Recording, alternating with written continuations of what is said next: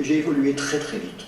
En 3-4 ans, oui, 3-4 ans maximum, je suis passé de la peinture du XVIIe, si je peux dire, à la peinture la plus actuelle à l'époque, qui était la peinture abstraite.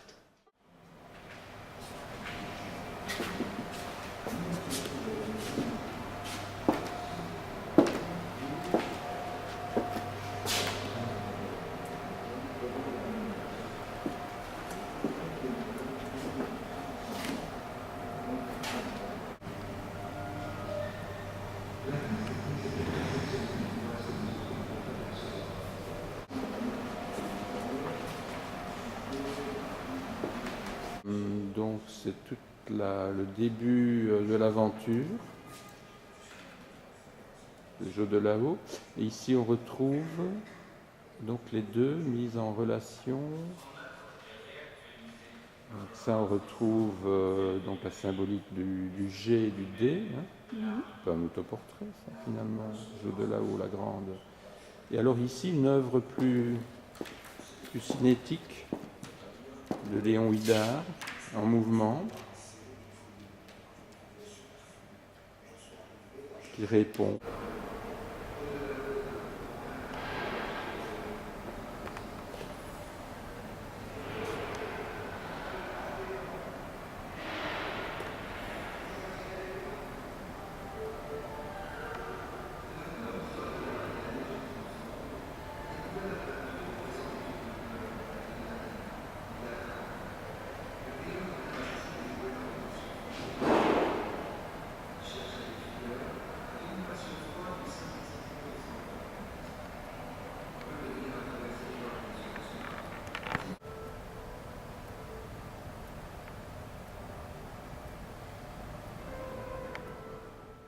Bondriden, si je ne me trompe pas. Oui.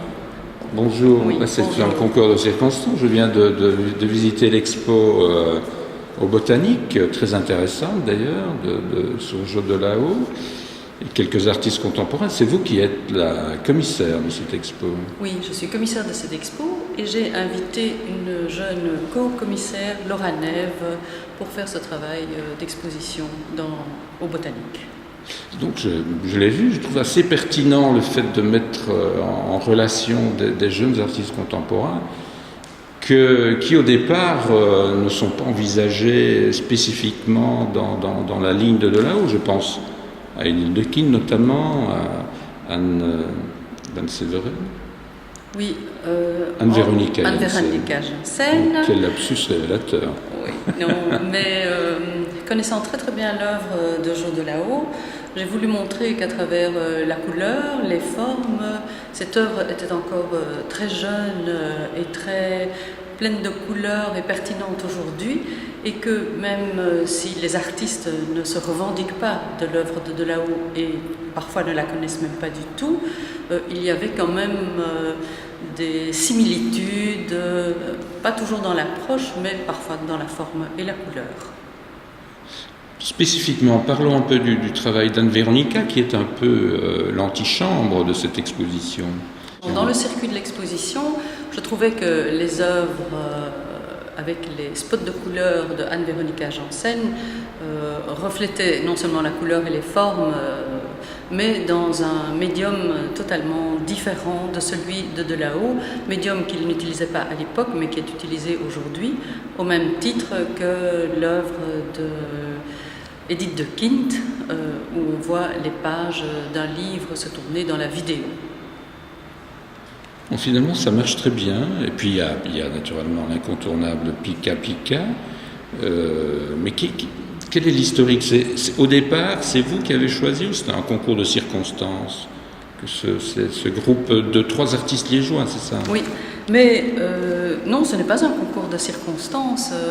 J'ai en fait créé l'exposition avec les artistes contemporains en ayant en mémoire les œuvres de chacun des artistes, et particulièrement Pika Pika, dont je suis le travail depuis de nombreuses années et dont je trouve que certaines sculptures et certaines œuvres, mais particulièrement les sculptures, ressemblaient à quelques maquettes de Joe de là-haut que je connaissais par le passé. Parmi tous les artistes contemporains qui sont toujours vivants, qui sont de cette mouvance, lequel a encore une attitude très, très parallèle. Parce que là, j'en ai vu pas mal. Mais il y en a un, je pense, qui est vraiment dans la ligne directe. Mais je pense que Léon Ouidard, qui est liégeois également, bien qu'il ne se revendique pas du tout de l'œuvre de Delao, mais est dans la même mouvance et d'ailleurs lui-même a eu de longues conversations et a parlé d'art et d'art construit avec Jo Delao de son vivant. D'ailleurs, vous avez bien fait de mettre en correspondance des œuvres pratiquement très semblables, sur 20 ans de différence. Je pense à une œuvre de Léon Ouidard des années 90, une œuvre de Delao des années 70, très construite, où le jaune établit ce lien. C'est très perspicace comme rapport de connexion, je trouve. Oui, merci. Et vous avez longtemps fouillé dans l'œuvre des artistes. Mais je suis allée personnellement voir dans l'atelier de Léon Ouidard ce qui me touchait le plus en correspondance avec l'œuvre de Delao.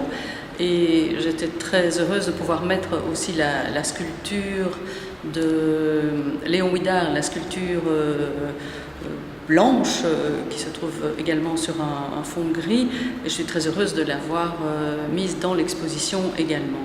Finalement, tout est dans tout. Je vois derrière vous, vous avez un magnifique Walter Soenen.